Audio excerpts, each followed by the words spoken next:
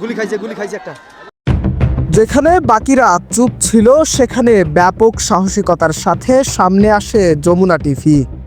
মৃত্যুর মুখে দাঁড়িয়ে থাকা আবু সাঈদের গুলিবিদ্ধ হওয়ার মুহূর্ত সবার আগে প্রকাশ্যে আনে তারাই। গত বছরের 16 জুলাই কোটা সংস্কার আন্দোলনরত অবস্থায় পুলিশের গুলিতে নিহত হন বেগম রোকেয়া বিশ্ববিদ্যালয়ের ইংরেজি বিভাগের শিক্ষার্থী আবু সাঈদ। এটি ছিল একটি স্পর্শকাতর ও সরকার বিরোধী ঘটনা।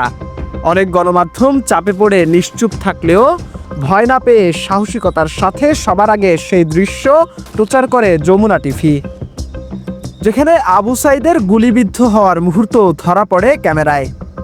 এই সাহসিকতা শুধু সাংবাদিকতার নীতি তুলে ধরে না, বরং জানান দেয় সত্য চাপা পড়লেও যমুনা টিভিতে চুপ থাকা হয় না। তাদের প্রকাশিত প্রতিবেদন ছড়িয়ে পড়ে দ্রুত। আলোচনার কেন্দ্রবিন্দুতে আসে আবু সাঈদের মৃত্যু। নড়েচড়ে ওঠে প্রশাসন।